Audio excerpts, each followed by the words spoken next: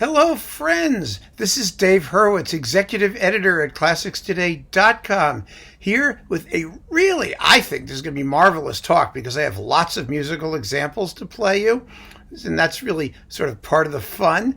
We're going to be doing 7 modern concerti grossi. Yes, 7. You got it. Now, of course, there are millions more than that, but these are, I think, some of the best ones. This is just going to be great. And the way this talk sort of happened, I think, was kind of interesting. My partner, Sean, said to me, he said, listen, I'm going to pull out a disc at random, and I want you to do a talk around it. And I said, all right, if that's what you want to do. So he just pulled out this one, and here it was. There you go, Ernest Bloch, the America Epic Rhapsody and the Concerto Grosso No. 1.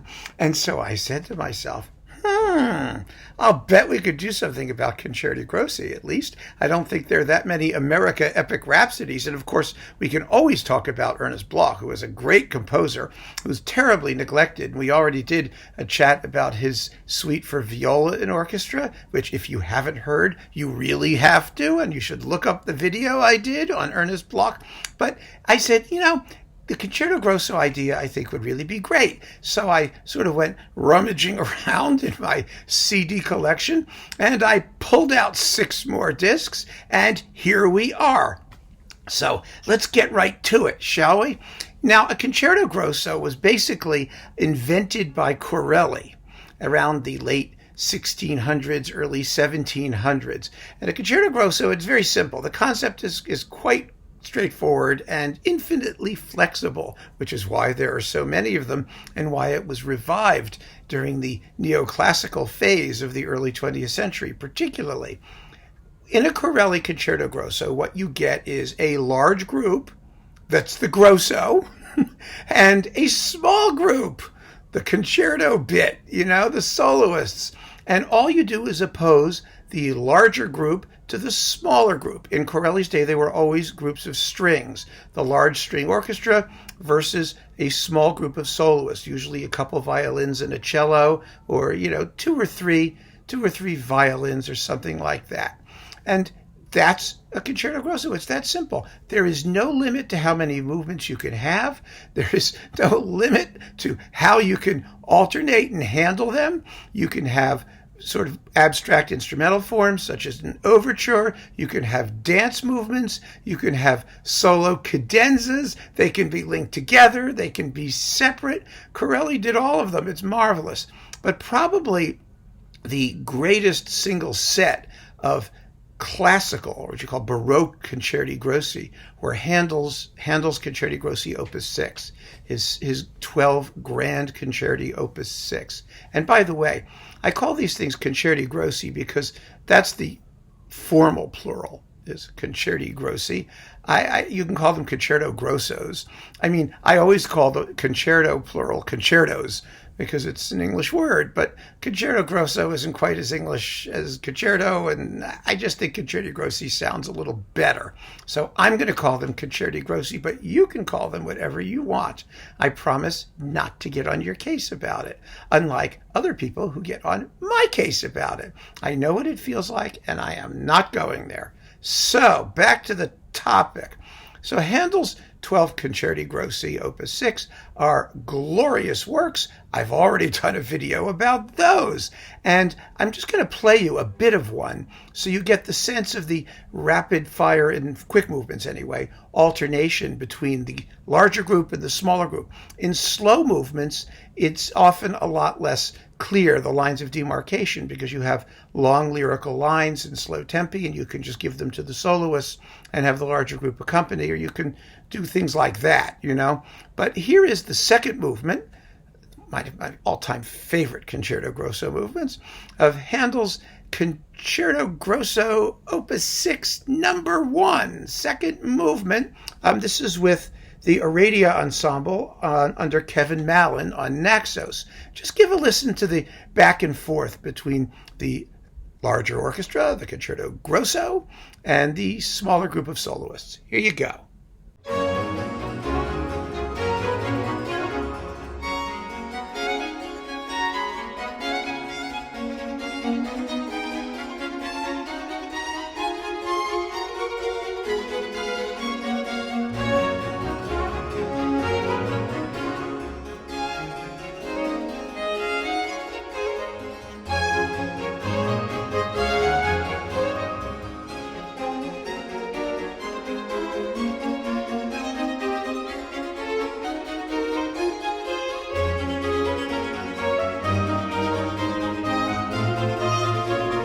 So there you go. Very, very clear, right?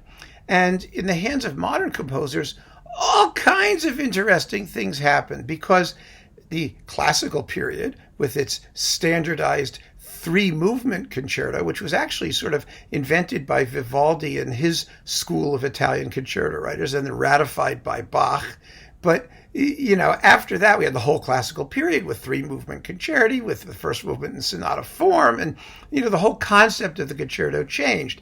And so modern concerti grossi can do some or all of that. They have a lot of material and models from which to choose.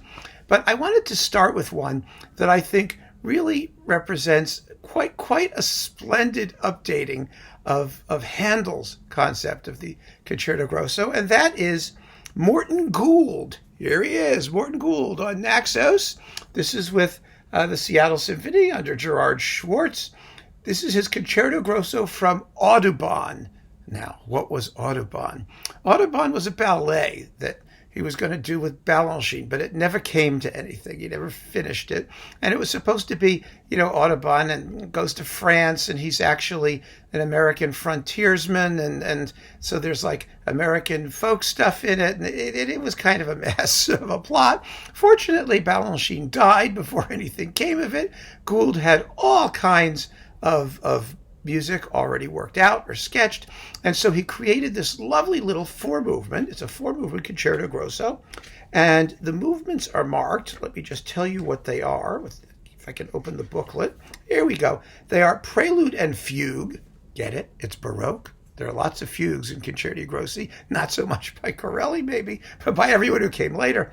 An air, a set of variations, and a final rondo. And we're going to listen to a bit of the final rondo. Now, this concerto grosso is for 4 solo violins and full orchestra. So here you go, Morton Gould's Concerto Grosso finale.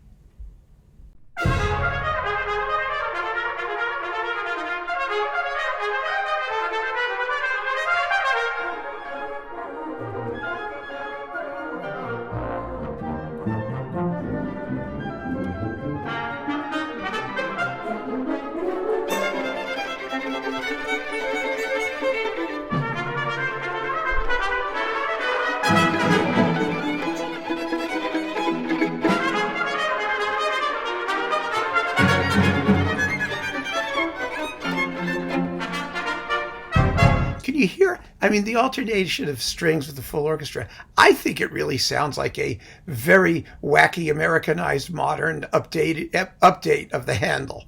I really do. It gives you a wonderful sense of what you can do when you modernize the medium.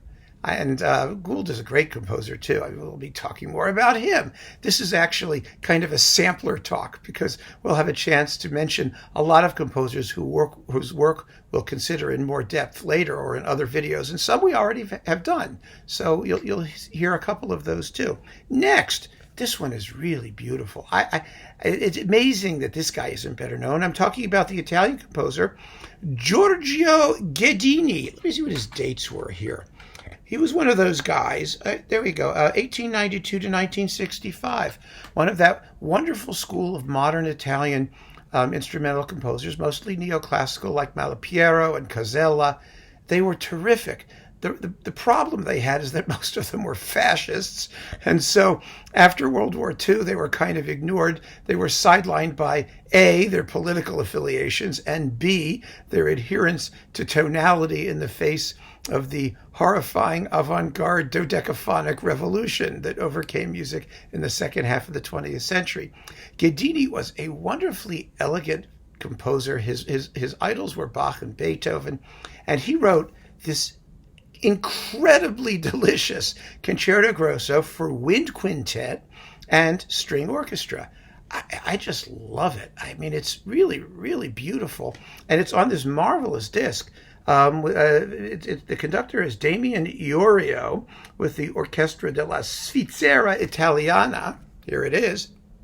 And as you can see, it consists of music by Casella, his Divertimento per Fulvia, and Donatoni's music for chamber orchestra, which is called Musica, and Malipiero's Oriente Immaginario, the Imaginary Orient. These are wonderful pieces. My God, you're going to listen to this disc and say, where has this music been all my life? It's on Naxos, and everybody should own it, even though the Divertimento per Fulvia by Casella has been recorded a few times. But boy, oh boy, is this good stuff. Listen to the opening of, this is the opening of the Allegro. There's sort of a baroque, slow introduction sort of thing for the strings, and then the winds pop in and we're off to the races. And here we go.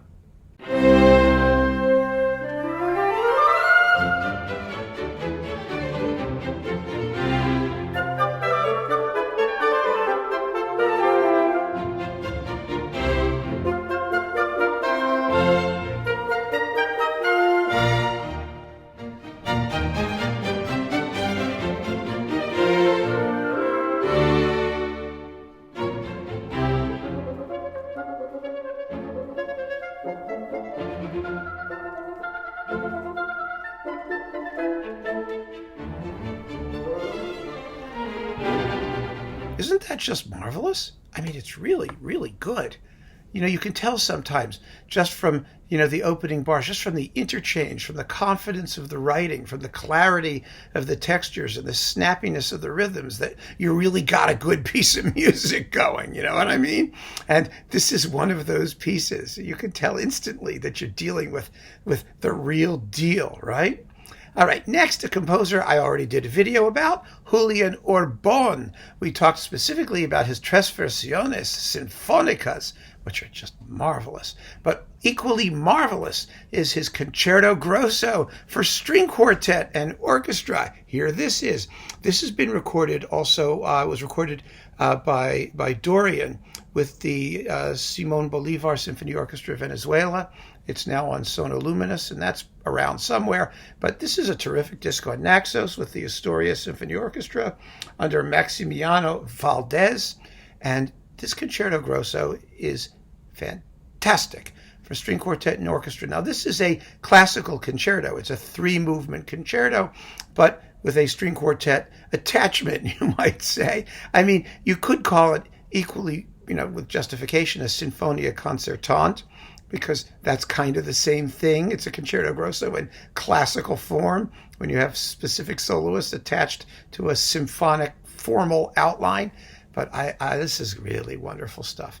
It sounds typically tangy neoclassical, almost Copland-esque. And here is the opening, just the very opening.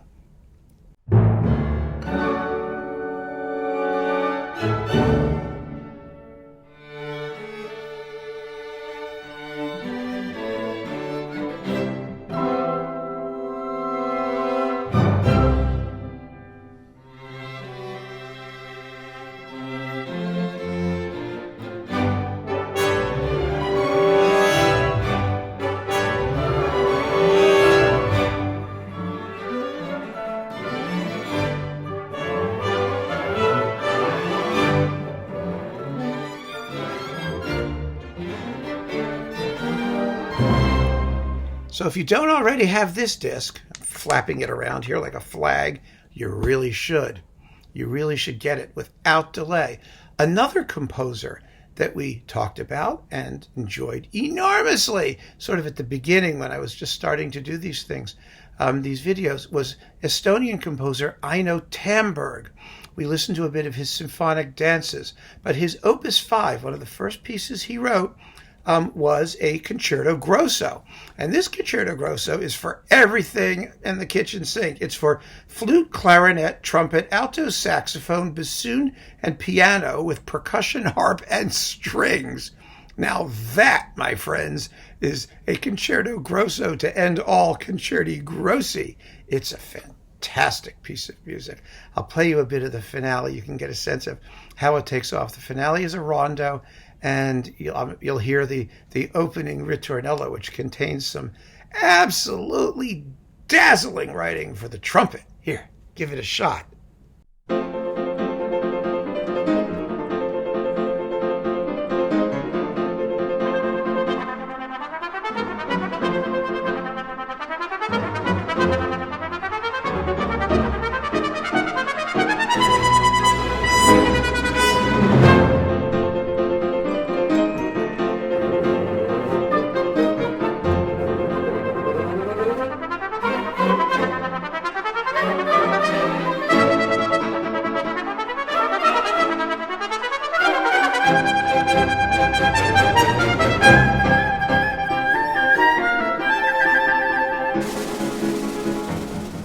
again, if you don't own this disc by now, you better get your hands on it.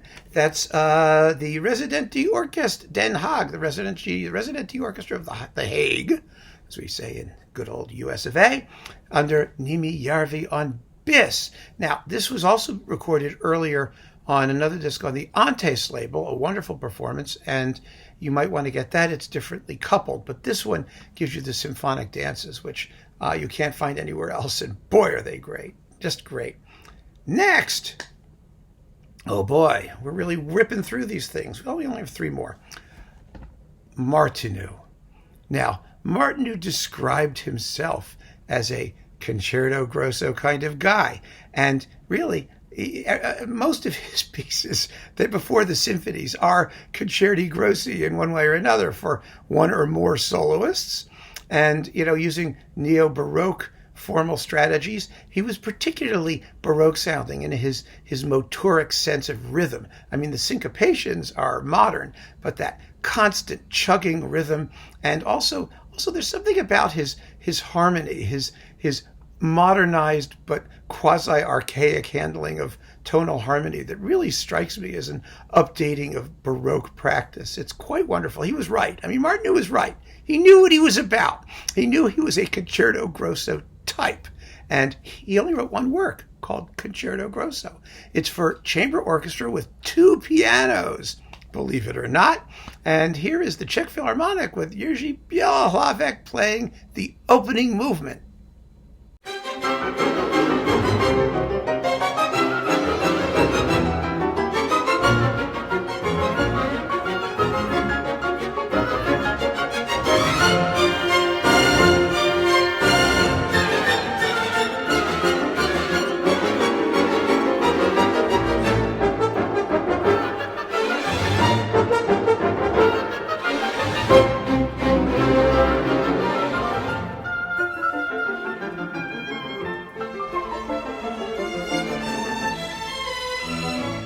Now, this piece is fairly well known. It's been recorded quite a few times. You can find it pretty easily if you can't find this disc on Supraphon. But, I mean, all the discs, the music on here is Concerto Grosso music, the Tre Ricercare and the Sinfonia Concertante for 2 orchestras. I mean, that's his style. And no one in the universe was better at it. There's the Sinfonietta La Jolla, which is for piano and chamber orchestra. These chamber orchestra pieces were just fantastic, and Martinu was an absolute 20th century master at them, and we're going to talk about a lot of them separately. I'm telling you, they're coming. If only there were more hours in the day. Next, here's one you might not have thought about. British composer William Alwyn. Now, Alwyn was a superb craftsman. His symphonies got a bunch of play when Lyrita started recording them a few decades ago.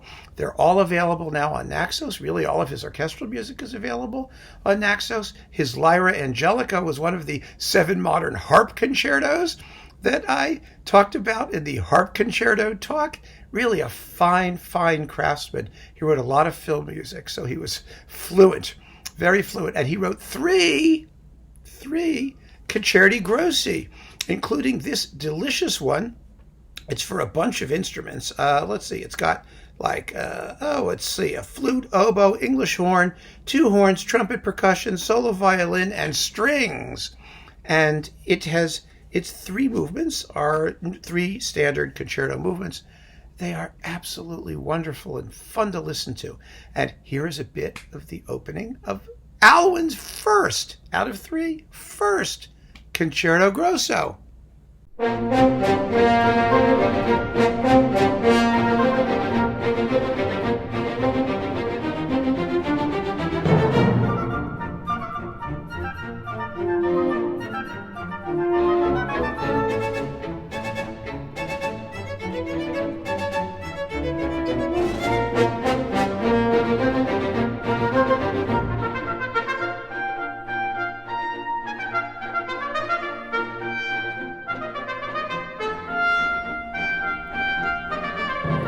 My finger was in the way there, but that was the Royal Liverpool Philharmonic under David Lloyd-Jones on Naxos. I mean, I'm putting this information under all of these composers. Great stuff, just great stuff. But finally, we return to the place where we started, Ernest Bloch.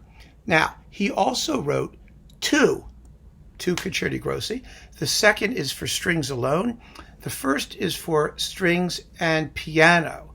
Bloch is such a terrific composer, especially in orchestral music. And, the thing about him is that he doesn't get played very often.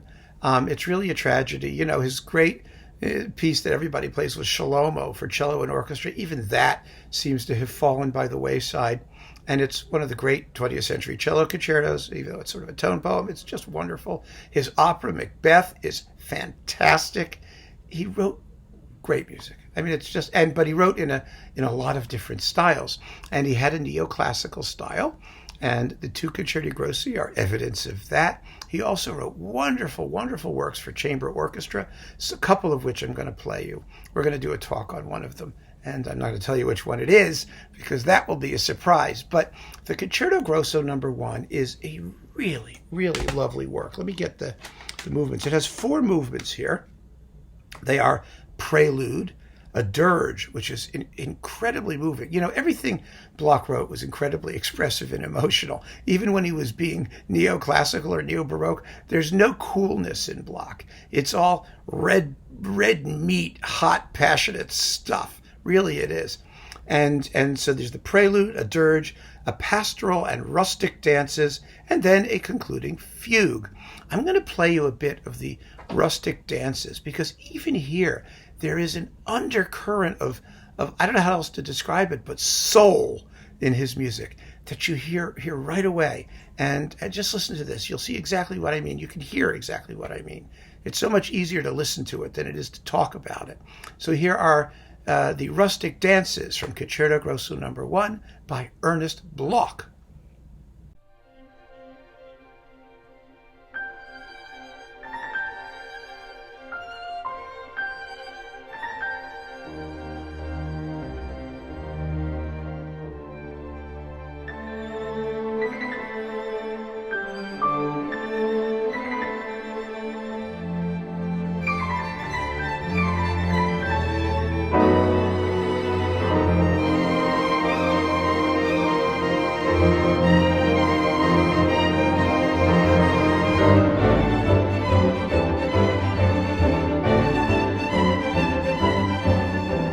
Isn't that just beautiful? Isn't that haunting? There's something about Bloch's music that's very, very special. I mean, his music, I don't know, it hits me. I don't know how it hits you. And he has a very, very distinctive style. It's like any other great composer. We don't know him. That's why you have to keep on listening. The more you listen to it, the more you begin to hear that personal voice. And the more you'll know when you hear something that's unfamiliar to you, but it's by him, you'll say, aha, that's who it is. And of course, that's one of the marks of a great composer. You can do that. But you'll never know if you can do that unless you listen to it. And that's the key that unlocks the treasure chest for all of us. So that was, again, the Seattle Symphony under Gerard Schwartz, but the Bloch Concerti Grossi have been recorded numerous times. There are more than a few excellent recordings of them.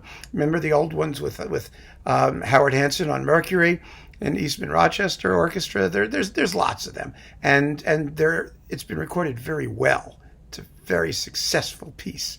So there you have it. 7 contemporary Concerti Grossi by 7 composers, some familiar, some less familiar, some do deserve to be familiar. In fact, all of them deserve to be familiar.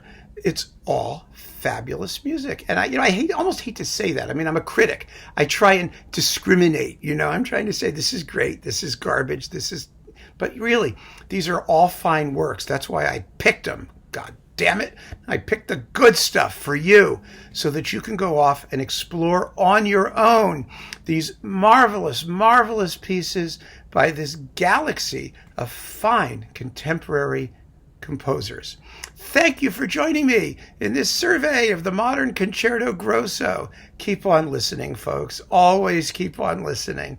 Take care. Bye-bye.